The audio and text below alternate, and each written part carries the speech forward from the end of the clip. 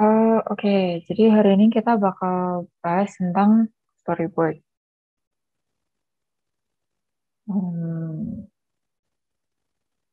Nah, jadi mulai dulu dari storyboard itu apa sih?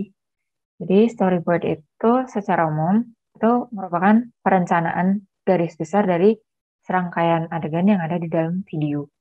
Jadi kalian mau bikin video, terus direncanain dulu gimana.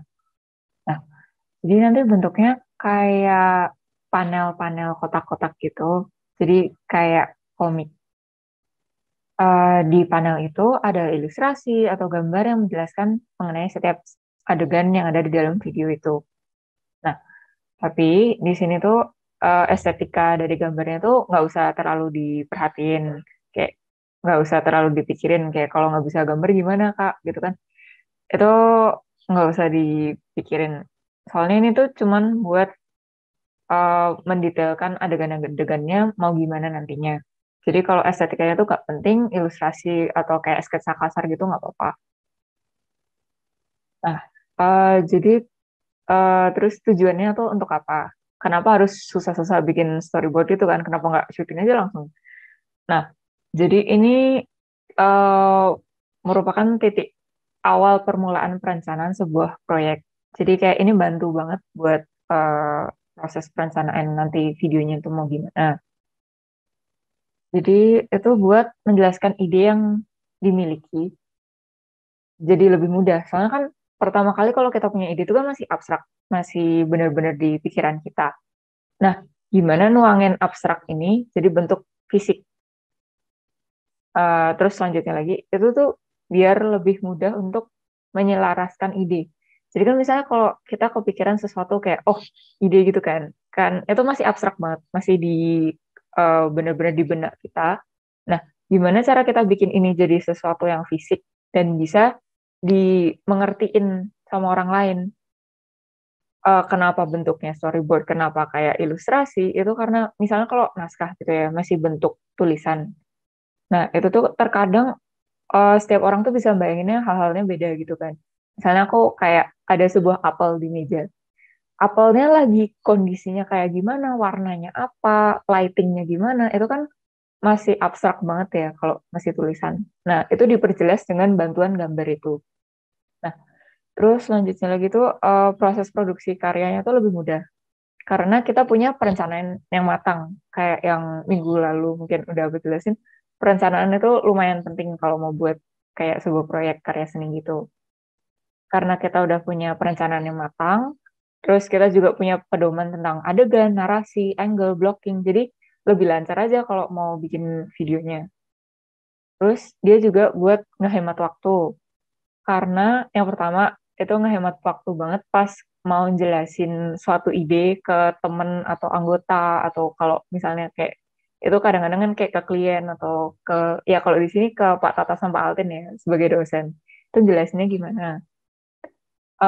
Jadi itu lebih cepat mempermudah proses itu. Terus dia memastikan setiap adegan tuh tidak ada yang terlupakan. Biasa kan kalau kita udah kayak apa ya udah kayak seneng ke bawah seneng gitu kan kadang-kadang lupa kayak oh adegan ini belum. Nah terus gimana nanti kan kelewatan adegannya.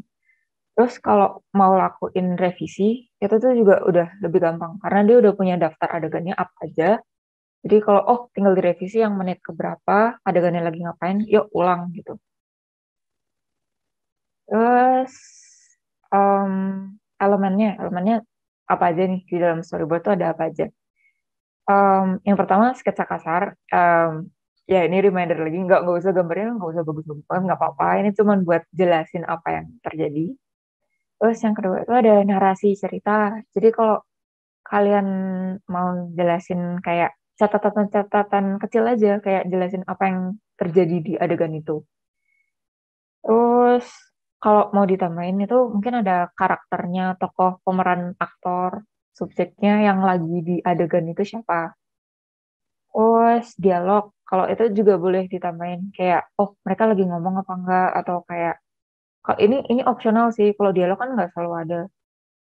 Terus detail kamera itu nanti terkaitnya tentang kayak blocking, kan kayak, oh ngadep mana, siluet, atau enggak, terus kayak mau di zoom, angle-nya dari mana, pergerakannya dari mana. Tuh. Terus yang terakhir itu mungkin kalau ada yang pakai properti bisa ditambahin juga kayak oh di sini nanti muncul properti ini dipakainya di adegan ini. Terus, nah kita masuk ke proses penyusunan storyboard. Yang pertama itu yang jelas brainstorming ya. Kan kayak kalian mau idenya apa, kalian mau buat apa, proyeknya mau gimana. Itu udah ya, soalnya kan kalian juga udah bikin proposal, jadi ini sih udah. Terus kita buat daftar list adegan. Kalian mau bikin adegan apa aja nih? Terus menggambar frame satu panelnya itu. Nah, nanti panelnya tuh ya cuman kayak kotak-kotak gitu aja sih, sederhana aja. Terus yang keempat, buat sketsa sederhana, kasar, singkat, cepat aja buatnya kayak, oh, ya kayak kasar sih, nggak harus bagus-bagus banget. Terus yang kelima, nentuin waktu adegannya, kayak misalnya adegan satu gitu ya, kayak si siapa lagi makan. Nah, itu nanti ditentuin kayak waktunya dari menit ke berapa, detik ke berapa, ke menit ke berapa gitu. Terus yang keenam itu, oh ini, berikan konteks. Jadi kita kalau gambar doang kan kadang-kadang rada bingung gitu ya. Jadi kita nulisin keterangan adegannya, apa yang lagi terjadi, suasana yang mau ditampilin itu apa, terus apakah ada audio, kegiatan, pergerakan. Terus kadang-kadang tuh aku lihat tuh ada beberapa contoh yang ngasih panning kayak arah kameranya mau kemana itu pakai anak panah atau kayak orangnya gerak kemana itu pakai anak panah itu juga bisa kalau mau ada yang adegan yang gerak. Terus bisa ditambah juga kayak ngezoom apa enggak, angle-nya dari mana. Terus yang ketujuh tuh meriksa ulang blocking ya. Jadi kayak kejelasan kegiatan aktornya tuh lagi ngapain. Lanjut, jadi ini contohnya. Contoh, ini cuman contoh yang aku ambil dari internet ya. Contohnya tuh, ini sederhana aja kayak kotak-kotak gitu, shot keberapa, adegannya apa, deskripsinya apa, ada dialog atau enggak, terus ada musik atau enggak mungkin, durasinya, gitu aja sih. Terus ini aku nampilin contoh, ini ada dari kayak Iron Man gitu ya.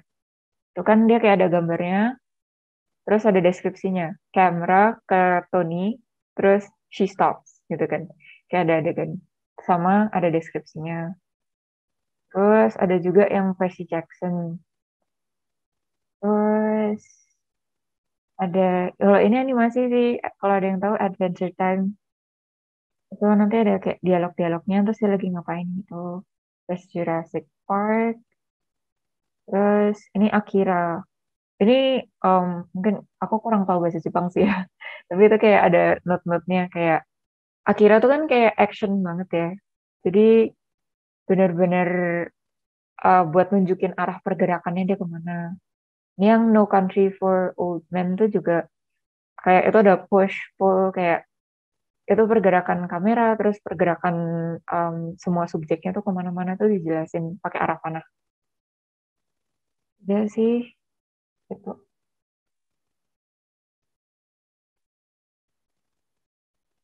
Nah, dari ini aku mau nunjukin tentang salah satu film yang storyboardnya lumayan keren sih menurutku. Itu Parasite. Nah, ini kita nonton.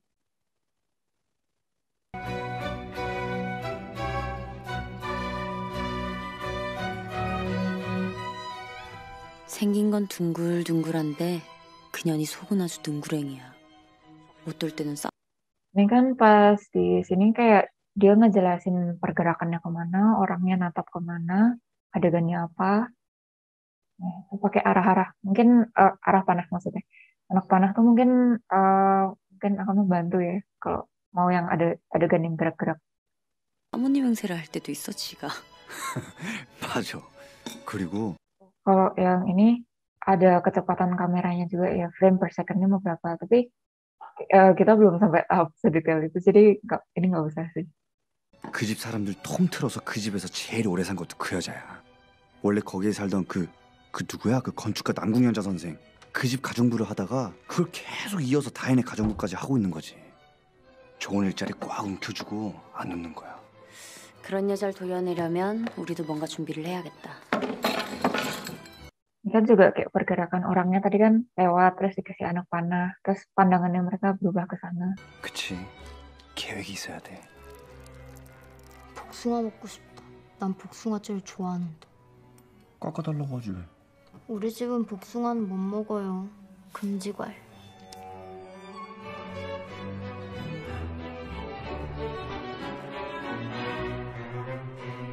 Nah, ini juga nunjukin pergerakan kalau buah persiknya dimasukin ke tas.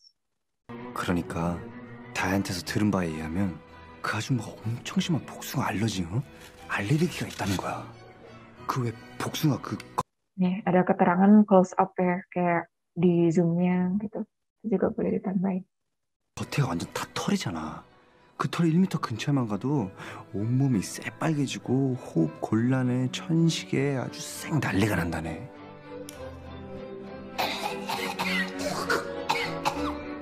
아니야. 복숭아가 전혀 없는데 그랬다니까. 진짜 내 말이. 아니 원래 이런 증상이 이렇게 나타나면은 방으로 냅다 뛰어들어가가지고 약을 먹으면 되는데. 갑자기. Ini juga ada keterangan frame dan kayak ngarahnya fokusnya ke si bapaknya. 갑자기 이러니까 뭐 경황이 없어서 내가 방에 어디다 뒀는지 모르겠더라고. 사모님, 제 뒤에 보이는 이분 혹시 저기? 어머, 우리 아줌마네요? 아이고 맞구나 이거. 어떡하지 이거? 나 이분 얼굴이 긴가민가 해가지고요. 아니 저는 그 거실에 올라갔을 때 한 두어 번 본 게 그게 전부다 보니까. 어디 병원에서 찍으신 거네? Di sini kan frame-nya pindah dari si bapaknya yang ngomong pertama terus ke ibunya. 제가 며칠 전에 건강검진 받으러 병원에 갔다가요. 집사람한테 카톡 보내려고 셀카를 찍는데 이분이 뒤에 보이더란 말입니다. 어디 통화하고 있는 거네, 지금? 그게 제가 들으려고 들은 게 아니라 제가 들으려고 들은 게 아닌데 통화 내용이 또 들려오니까 어쩔 수 없이 저는 아버지 지금 감정이 너무 막. Ini juga ada keterangan kayak pan down kan tadi pindah ya dari bapak yang ngomong terus ke anaknya. 너무 막 여기 위에 올라가 있는데 그것 좀 여기까지 좀 내려보세요. 어쩔 수 없이 이거 들었어요. 이걸 좀 함축시켜가지고 탁. 거듭 말씀드리지만 본의 아니게 그 아주머니께서 굉장히 목소리가 크시더라고요. 아니, 그러니까 괜찮아. 말해봐요. 자기가 뭐라나 그 활동성 결핵 판정을 받았다고 누구에게 막 전화로 막 얘기하는데 본인한테 화가 나서 막 어쩔 줄 몰라 하는 그런 느낌? 결핵? 설마. 진짜 활동성 결핵. Ini kalau mau ditambahin tuh kayak ada ekspresi ibunya kan kayak kaget terus bapaknya tuh kayak beneran gitu kayak mencoba untuk meyakinkan. 판정 받았다고 전화로 누구에게 막 얘기를 하는데. 아니 요즘에도 결핵 환자가 있어요? 아니, 요즘도 결핵 환자가 있어요? 아빠 하기사 옛날에 왜 크리스마스 실 사서 붙이고 막 그런 시절 얘긴데. 근데 검색해 보세요. 한국이 현재 결핵 발생률 1위랍니다. OECD 국가들 중에. 보니까 이 아줌마 시침이 뚝 떼고 계속 일을 하시더라고. 아니 집에 다솜이 같은 애도 있는데. 그러니까요. Kalau di sini kayak dijelasin aktornya siapa aja yang jadi main fokusnya kan si anak cowoknya terus keluarganya ada di belakangnya. 집에 다솜이 같은 어린애도 있는데 결핵 환자가 부엌에서 설거지하고 음식도 만들고 침도 튀기고. Ini juga kayak dikasih keterangan zoom in ke ceweknya.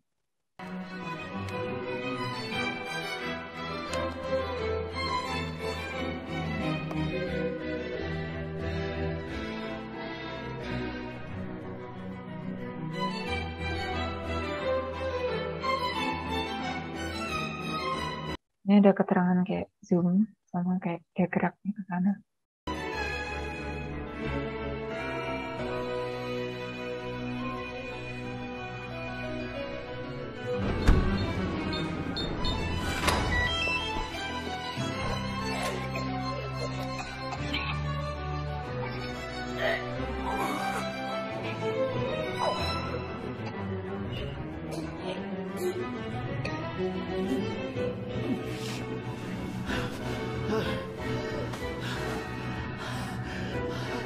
혹시라도 이걸 쓸 찬스가 있으면 대박이긴 한데.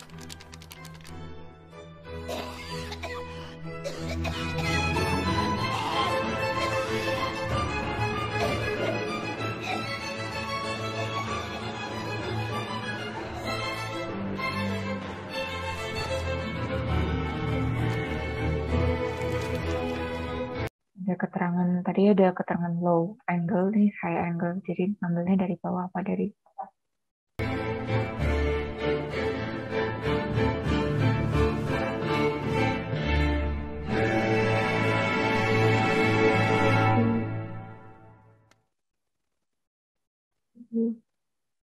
Keren banget sih menurutku. Ya, semoga kalian bisa belajar dari apa yang udah aku presentasiin. Ya, semangat.